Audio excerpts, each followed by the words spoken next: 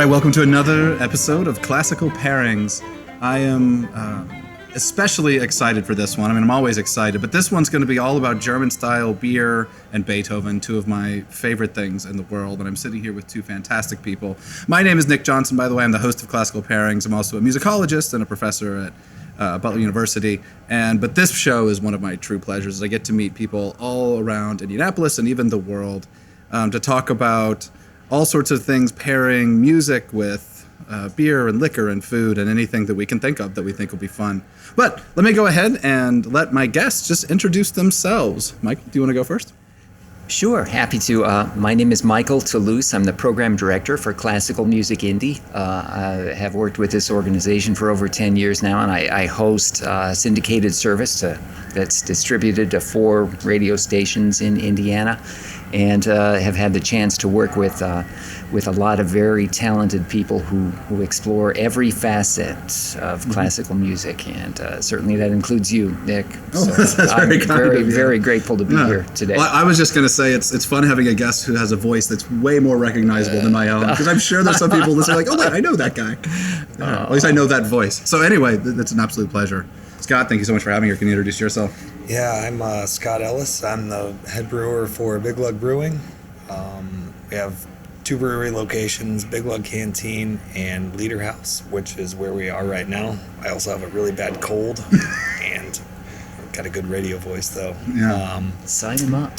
So yeah, I'm a co-founder of Big Lug Canteen and Big Lug Brewing. Been with the company for 5 years. Yeah. Wonderful. And so, yeah, we are sitting at the Leader House here in South Broad Ripple in Indianapolis. There's multiple spaces here. We're sitting kind of in the bar area. Then there's a barbecue and bar area, and then a beer garden and an event space. Did I miss anything? Yeah. You have a whole compound two event here. Spaces. 2 event spaces. 3 event spaces. You missed 2. There's 3 event spaces. Oh, I missed. Okay. Well, this is, it's a fantastic place. And so we're right along the Monont Trail and in South Broad Ripple with, I've been very impressed with what you guys have done with this place, and your beers are fantastic, which we'll start talking about in a minute. But if you haven't checked it out, make sure to come and check out one of their many spaces while we're here. So I guess why don't we start by talking about the Leader House? Why German-style beer, and why did you guys decide Indianapolis needed a place like this? Well, we opened Big Lug Canteen in 2014, and that was a place that Eddie, Sam, and myself opened together, and kind of a reflection of both of us as a whole, like kind of goofy, cartoony. We did a lot of, not silly beers, but a lot of different beer styles. In the first 18 months that we were open, we brewed about 150 different beers.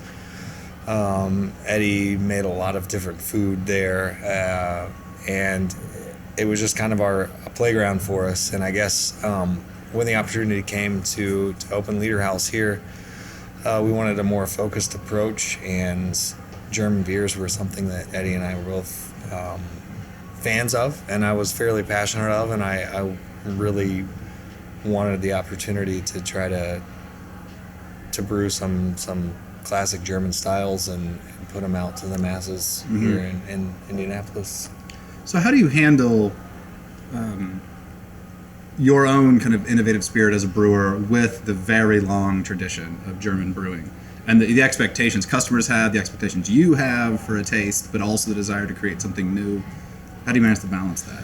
Yeah, we use German ingredients. We try to stay true to the German purity law. You know, we don't do any additives to our beer. It's all just malt, hops, water, and yeast. We have lagering tanks where we lager our German style lagers. So we don't do everything that they would have done traditionally in Germany. We don't do a decoction mash, a single infusion mash. It's just what our equipment allows, and we do try to stay as true as possible to German styles. And Okay. Yeah. So, Michael, I have a similar question for you. We'll talk about Beethoven here in a minute. But first, as a radio host. So you are also in the world of classical music dealing with a very long tradition but also a desire to be fresh and innovative and approach other audiences. Do you think about that when you're hosting, like how you approach in your descriptions older music versus like innovative ideas or anything? Does that question make sense? Yeah, absolutely, Okay. absolutely. Because I feel like I'm always listening along with people, and so whatever excites me about the music, I hope will excite them. And when it's necessary to explain some little thing, like there's a folk melody that comes in right there when you hear the violin, if I can do that, I love to have the opportunity to do that, to give people a chance to, to find a way into the music, because it might be a little unusual for them. So, and it's weird too that classical music, in a way, is this realm where there are all these rules, almost these unwritten laws, and it makes me think of German beer too. Because as you were describing that, I thought of these purity laws and all these things that Germans have that Americans don't necessarily do with regard to beer. And it kind of leads into our orchestral realm too, and chamber music and everything. There are definitely some There's harmonic freedom. laws that Beethoven broke that we might talk about here in just a minute. Yeah, Or right. formal laws maybe. Yeah. So because though I have drank many a German beer, I'm not entirely sure I know what the German purity law is. Would you It's just educate? a law that says you can only use water, malt, hops, and yeast in beer. No What are additives. what are other people putting in? Like what beer that's not Sugar, meeting that? Sugar, like Oh, okay. dextrose, table sugar, whatever kind of sugar you might add. Okay. Fruit, Okay. Any sort of additives, really. You can, Okay. in the Reinheitsgebot, Mm-hmm. you can only add 4 ingredients to beer, and that's it. And so that's still like, do all brewers in Germany, or at least all the traditional breweries? I think so. As far as you know, at least. As far as I know, that's kind of where the Gosa, the sour beer style came into play. Was they couldn't add salt to their beer, so they used seawater for these sour beers. Really? Yeah. Wow. That is fascinating. I did not know that. Yeah. Wow. We're like 6 minutes in. I've already learned something. That's great. Me Okay. too. I have to remember that too, because my wife's favorite style is sour beer. Oh, yeah. yeah. So, yeah. Do you guys make one of those? Here we don't. At our Okay. other brewing location in Nora, we do. We make several sour beers a year, and Gosa is one of them. Do you bring in buckets of seawater? No, we put salt. That might be fun. I don't know. See, one That of would the be reasons. cool. We're far away from. Yeah, the sea, they're pretty but- far so- from the ocean. I just don't know how it would get here Well, easily. and far away from purity laws too. That's true. So we So, don't have to worry yeah. about that. Yeah. So, yeah. All right, let's fold our third guest in here, Ludwig van Beethoven. As if- Oh, of course. that we're going to be talking about. It's Yeah. we'll probably pick some music later. We were given a tour of the bathrooms here, where there's some nice portraits Yeah. of Beethoven. I don't think I've ever seen that many pictures of Beethoven, both in human and dog and form. dog form. Yeah. Yeah, I didn't want to give your secret away. I guess I started it. Sorry, but how do you think did Beethoven care about the purity laws of music? Oh, absolutely not. Okay. No, absolutely not. I think early on he was as concerned as anyone about showing his talent. And so if there were rules to follow, he was happy to demonstrate that he knew those rules. And that's that's what the Opus 18 string quartets are all about. Just demonstrating that this form that Haydn and Mozart had mastered, Beethoven could do it too. Yeah. And still bring new ideas to the table. Yeah. So. But then he decides, I'm going to start breaking some rules. Yeah, exactly right. Yeah. You get into the symphonies, and things start happening. Yeah. So. Do you have a favorite Beethoven story? I'm going to put you on the spot here. Or like thinking about him as a composer or a conductor? I think most of my stories about Beethoven really are just, about the epic struggles and the deafness and, the Heiligenstadt testimony. Yeah. I mean, just... And so if people don't know, that's a letter he wrote, like confessing to his brothers, although it didn't actually get delivered, but he was going to confess to his brothers that he was going deaf at a time period where there was like no support for people with any kind of disability. Yeah. No, I'm sorry to interrupt you. Thank you. The professor in me just kicked in. Absolutely. Yeah. But reading that document is, I don't know if you have any idea what we're talking about, but you should. I don't. I was about to someday- ask. Yeah. Beethoven wasn't born deaf. He was not. No, Beethoven went deaf in his He started to go deaf in his 20s. Yeah, right? yeah. They do think now it was as a result possibly of typhus that he contracted in his late 20s. And so this Heiligenstadt Testament is all about how he struggled, with thoughts of suicide, because this was the most important sense for him as a composer, of course, is his hearing. But he decided that he had to put this art out there. He had something to say. And so he didn't let deafness stop him, Yeah. Wow. So for every great humorous story about Beethoven getting angry or doing this or that or having these quirky behaviors, for me, the central thing about him is that deafness. And that happened before all of his famous, like the bum bum bum bum bum bum bum. Like that's somebody he had started to go deaf already before then, and like the famous Ninth Symphony. And, yeah, it's really a fascinating story. And Heiligenstadt, just that's a neighborhood in Vienna. And so he was living in Vienna at the time, and so the Heiligenstadt Testament was just where he was. So I often tell my students, if I had to write such a letter, which hopefully I never will, it would be the Broad Ripple Testament or something like me just sitting in the neighborhood in Indianapolis where I live. But that doesn't sound quite as good as the Heiligenstadt Testament. Right. Well, I wonder. Okay, I have little scripted questions I'm going to completely ignore here, because now we're thinking about the sense of hearing. As a brewer, what sense do you rely on the most?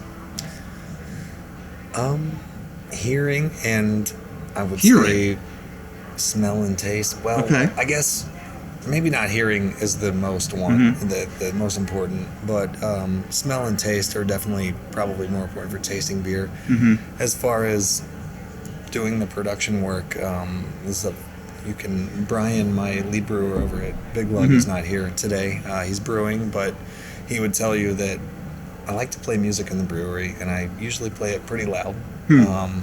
And when we were working together, when I was kind of training him up to take over at Big Lug when we were opening here, I'd have the music blaring, whatever it was, and I would hear something, and I'd be like, "Do you hear that?" He's like, "No." I'm like, "Well, go check this." And then he would walk over, and sure enough, it'd be like, "Well, you were right. How did you hear that?" So I guess hearing is an important thing. You mean like hearing there. like the tanks or something boiling? Whatever, or? like a hiss or a boil over or whatever it was. But I've over the years I've just picked up those things where it just anything I hear differently, and I can hear it over pretty much anything. But obviously taste and smell and like the beer side of it. But no, that's interesting. It was a goofy question, but that's actually, I think that led something interesting. I've never thought about that, like in the construction. And we're like where we're sitting right now, and if you come into this bar, you can see all these huge, beautiful tanks that you have here. And so all this machinery you have to work. I guess I understand now. You need to be able to hear how they're operating. And when something's ready to be changed or going wrong or something. I don't know. Yeah. No, there's always something going on, and I like music enough to where I just listen to it loudly no matter what. Yeah. And I just learn to hear anything that goes on. So what type of music?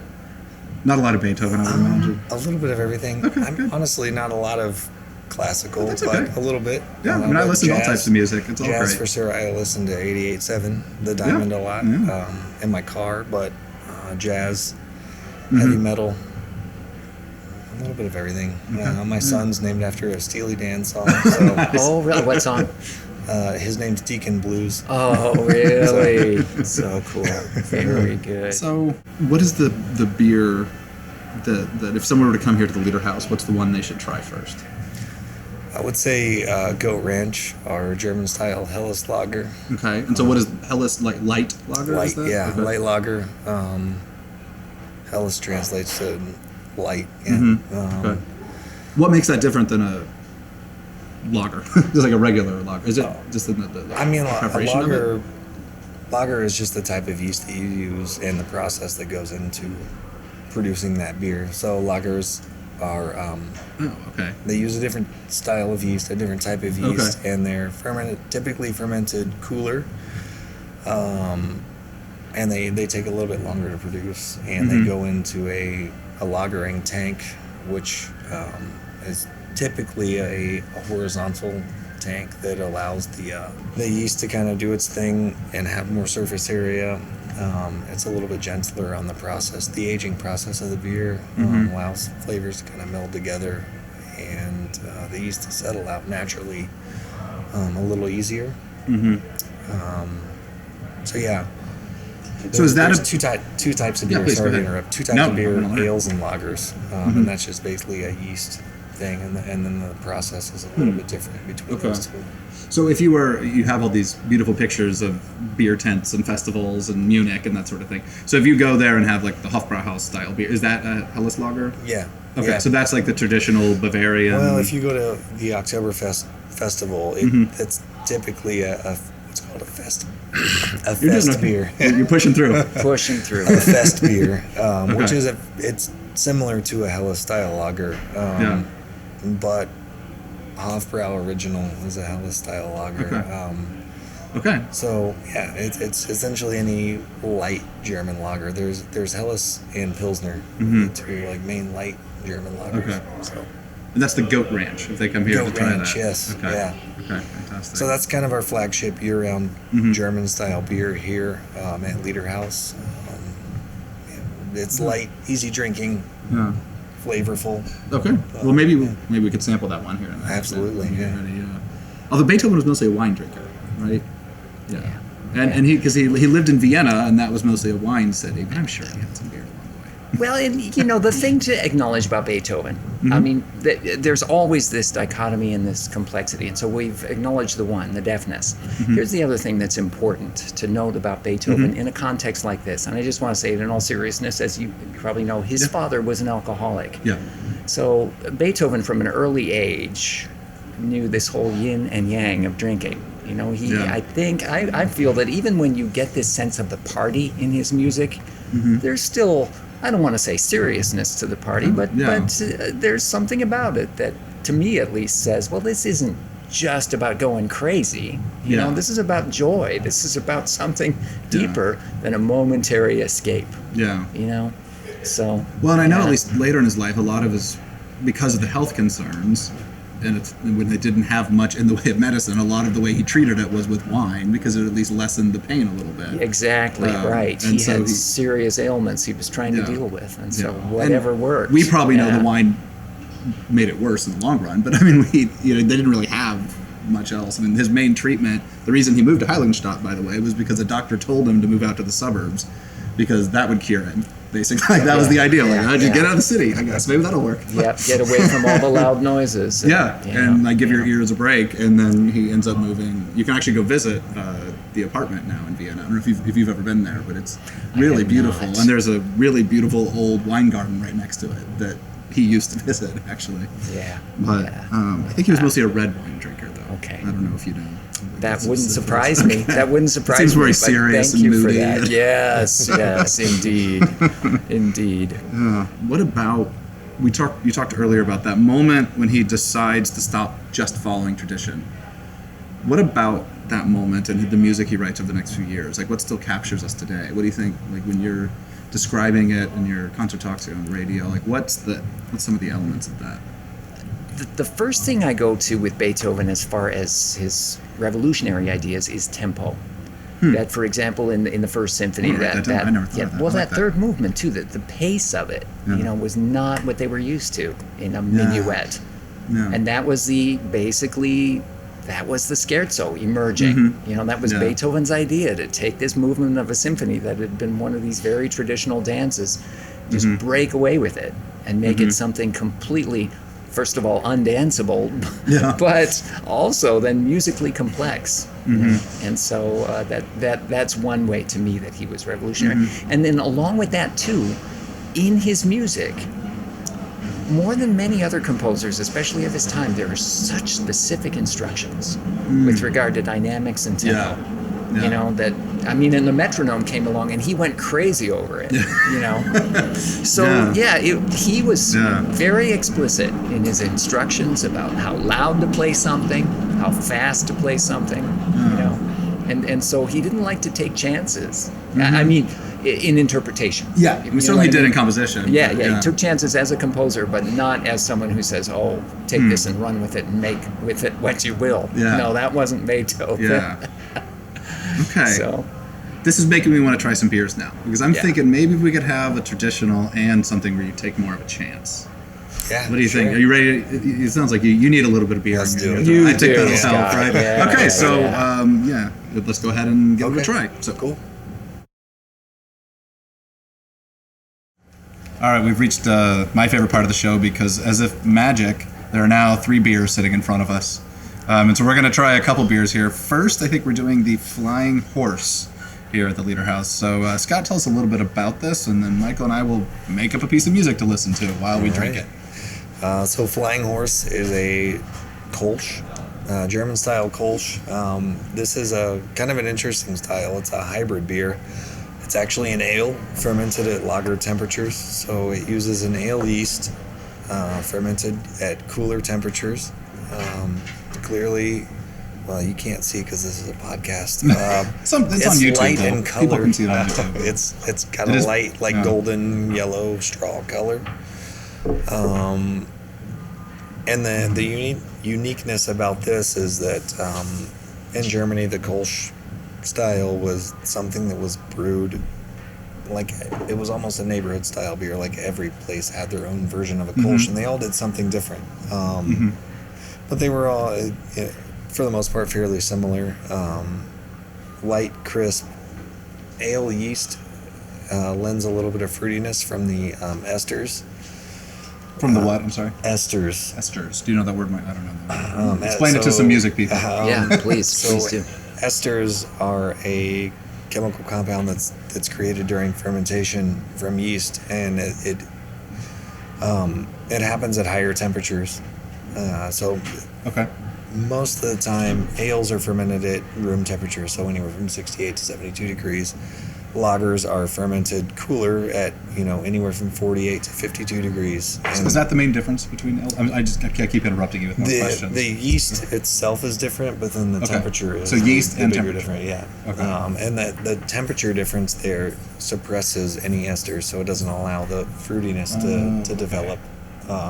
So with the Kolsch, you're using an ale yeast, but fermenting it closer to lager temperature. So we don't ferment it quite as cold as a lager, but it is in the 58 to 60 degree range rather than the 68 to 70 degree range. So it suppresses the esters, but there still is a tiny bit of fruitiness. So you might get a little bit of like apple kind of sweetness, fruitiness from it, but otherwise it's very clean, crisp, refreshing, like a Helles lager or a German Pilsner. And the Kolsch, like I said, was a style that was kind of brewed, brewery to brewery, neighborhood to neighborhood. So they all did something a little different.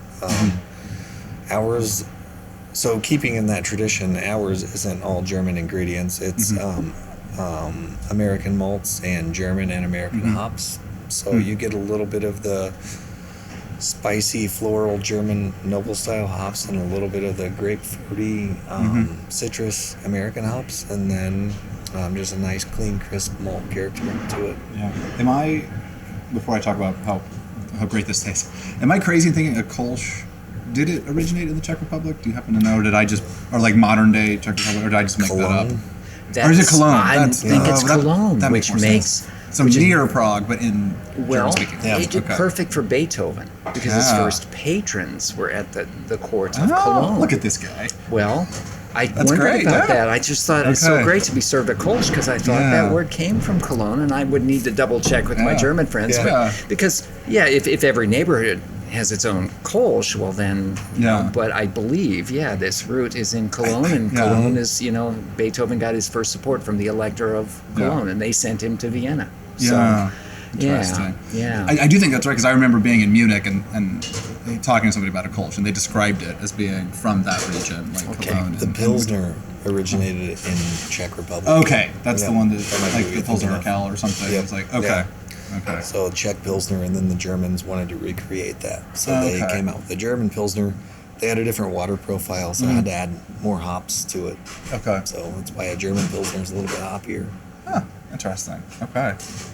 This is really fantastic. I wish that it reminds me of several beers I've had in Germany, and I wish, but I do think that there's something more mature about it, and maybe it's some of those American ingredients you're talking about, because it does have like a sharp bite, but then it cleans real smooth. Because I tend to not like, we were talking earlier about beers, I tend to not like really hop forward beers that linger, especially. But this one, you get just a little of it, and then it kind of cleans it away in a really pleasant way. And I need to sit in your beer garden and like in a Yeah, warm you spring should. day and drink this, rather than in a bar with a microphone in front of me. But I don't know. What do you think about it, Michael? Absolutely. Oh man, I just more than ever wanted to bike up here. You know, Yeah. I bike by and on the trail and just look at these places and think what wonderful spots to just Yeah. stop and enjoy an afternoon. Yeah. But usually, you know, we're headed someplace and Yeah. you know. I would so- say Germans are better at relaxing than we are. Like the time I've spent absolutely. in places like Munich, and what we would do on a Sunday with some friends of mine is we would just bike from brewery to brewery, and that's what we did all day. Oh, that's And great. it was a That heavenly sounds day. so And, good. and this is a fantastic spot right by the Monad Trail. I mean, Yeah, I'm we sure you have guys a big have like beer bike racks and stuff out there, right? Yeah, you tons of bike welcome the racks. bikers. Yep, we have a huge beer garden out there. Yeah. We try to cater to you, to bikers, walkers, or whoever. Yeah. And Yeah. we're trying to be a community spot where just Mhm. you know, families and whoever can come here Yeah. and hang out and spend an afternoon if you want to, Yeah. because we have enough space to kind of to hang out for several hours. Yeah. And have beer, food, whatever you want. Yeah, that's We great. have live music on the weekends a lot in the Nice. summer. So Okay, nice. That's great. So speaking of music, the time has come. We need to pick something here. Well, What are you thinking? you put something in my head, and Okay. I think I gotta say it didn't come to mind because of this beer, but sipping this beer enhances this sound that's in my head right now. The Pastoral Symphony, the Sixth Symphony. There's a country dance in that Oh. piece of music, and I just hear that, you know, when I drink Yeah. this, and I think of those people out on the trail, and oh Yeah. man, I already the love this whole idea. ambiance is there, That's right? fantastic, yeah. Yeah. And so, yeah, the oboe solo that comes in, and you've got just a real traditional dance that's sort of right there before all hell breaks loose, you know, Yeah, with the thunderstorm. exactly. Yeah. So, Which movement of that is that again, or well, which section is it? You know, it's played without pause, Yeah, and so you yeah, go yeah. straight from, let's see, da da da da da da da da da da. Yeah. Yeah, and so that I think it's introduced on the oboe, but then picked up by the horn. Yeah. And then okay. you da da da da da da da da da da Yeah. da, right? So the strings. And Yeah, So, all right. Yeah, it's a fantastic moment in Yeah, Beethoven. I love this idea. So let's go ahead and give this a listen, and then you can tell us if you think it matches your beer or not. all right, let's do it. All right. What do you think of Looks Michael's good. choice here? Do you think it matches somehow the flavor or the profile of this beer in some way? Yeah, it started off soft and light, and and you know there was enough there to, I don't know, like the bitterness of the beer, you know, kind of backing up and balancing out there at the end, you know. And do you feel like this beer is more bitter than others you serve, or where is it on the bitterness scale? No, it's not that bitter of a beer, but Okay. it does have, well, it's got enough to balance it. You know, it's not just all malt and sweet. So you've got Yeah. something there to kind of punch you and kind of balance things out. No. But So it makes it drinkable that way, where you know you've got some crispness. I think the bitterness adds a little bit of a crisp finish and Yeah. What I love about this choice, and I think what I love about German beers is that you are supposed to drink them at these big festive occasions. You're supposed to be like on these big long tables and often sitting, I don't know how you guys sit here, but like if you go to the beer halls in Germany, like you sit with strangers. You just like there's these huge long tables and you just find a seat. You don't get your own table necessarily, and it's about community and it's about, you know, relaxing as people, or just in all sorts of different ways. And so for me, what I was thinking of is I was almost picturing like your guys' beer garden back here by the trail, and like some of the instruments are like, oh, another person just rode up, and like the French horn, like the French horn is like, here comes like a group of bikers from the south or something, and here comes some joggers. Right. So we said earlier we had talked about maybe doing the Go Ranch, but then we decided we wanted to do a nice ale and lager comparison. And you had mentioned smoked lager, right? yeah, we have a smoked lager or a Rausch beer. I am very excited to try that. So how about we go ahead and move do to it. tasting number 2? Yeah, All right, do it. let's do Very it. Okay. All right, so the color of our beer has changed drastically here. I am very excited to sample this Boone County Lager. It's a Rauchbier. I don't even pronounce it quite that way, but a smoked beer. A Rauchbier is what you say? Smoked lager. Yeah. And so tell us a little bit about what we're about to sample here. So this is a Rauch beer or a smoked lager. It's called Boone County Lager.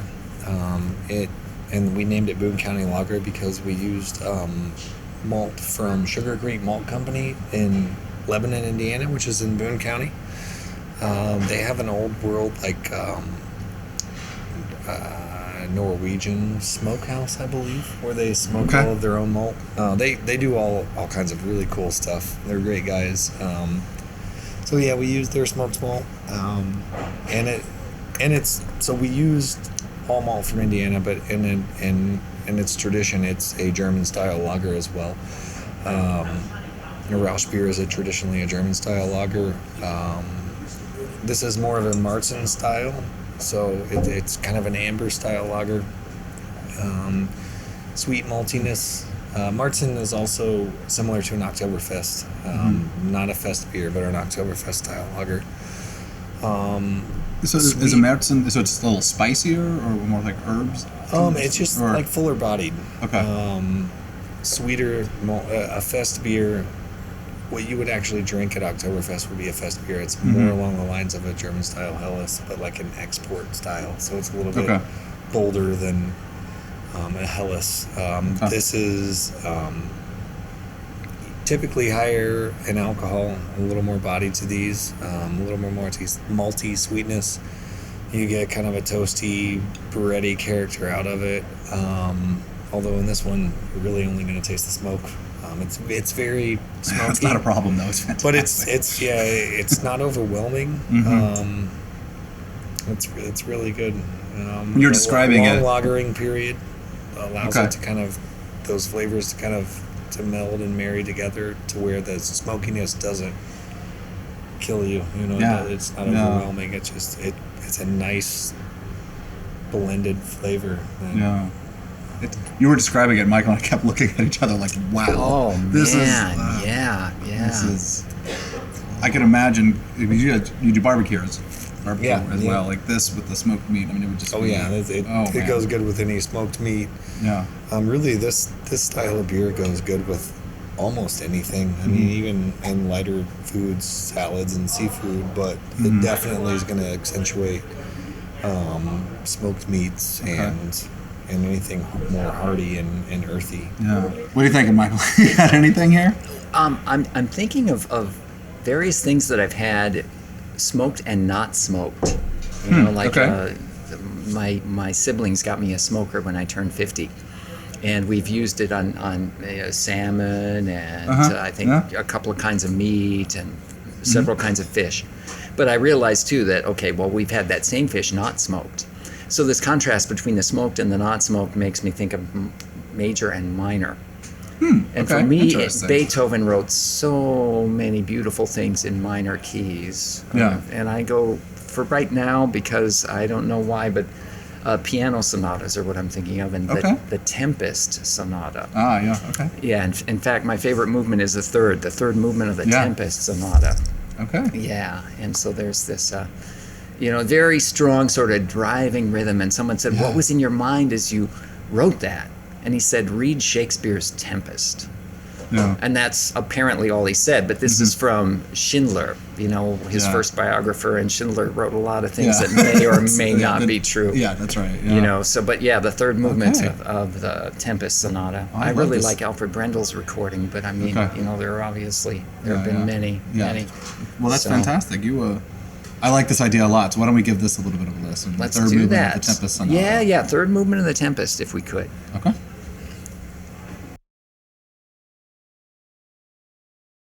I think that's a really clever choice of a piece of music. What do you think, Scott? That was great. Was that in minor?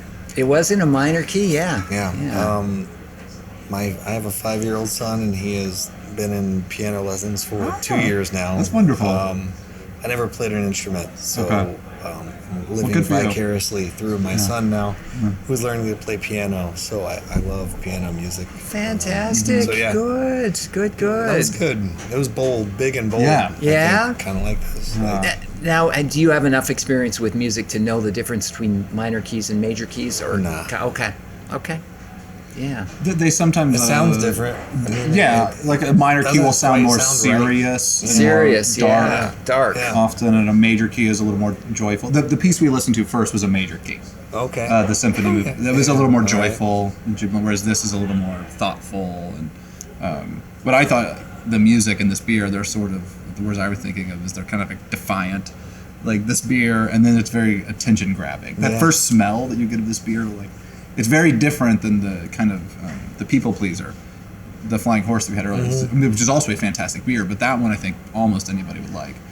This, but you could also sort of like focus on the celebration with that beer. You could focus on like, oh, my friend just arrived. This beer, it's like, no, pay attention to me. Yeah. Like you can smell me right now. Like, Yeah, stop looking at other people. Pay attention to this beer, or especially that smoke, like it hits you in the face. Yeah. And this piece, it's sort of, at least to me, it's like, I've got something to say here. Like Yeah. this is a thoughtful. I don't know. You stand by this choice? No, listening to it. I do. Although realizing too that when you talk about Beethoven and minor keys, that's you're just sort of scratching the Yeah. surface. There's You plenty. know, there's much Yeah. more to deal Yeah. with here. But yeah.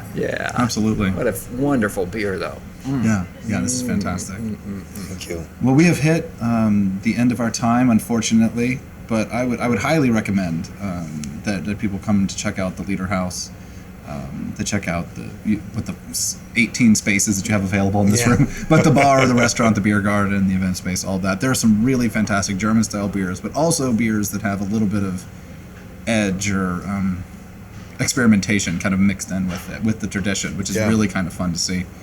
And I guess also check out Beethoven, but I don't need to tell people listen to Beethoven. Check People have been out saying that for a Beethoven. while. Yeah, haven't there's they? people are talking about Beethoven. Yeah. Yeah. I've heard people mention him. The dog, yeah, it's a Beethoven, great, the it's a dog. great film, It's a good series movie. of films. There's only one. I don't know. Anyway.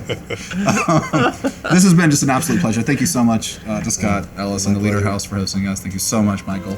Yeah, my pleasure. My and pleasure. for joining us here. Let's do one final cheers. Cheers, fellas. Thank you.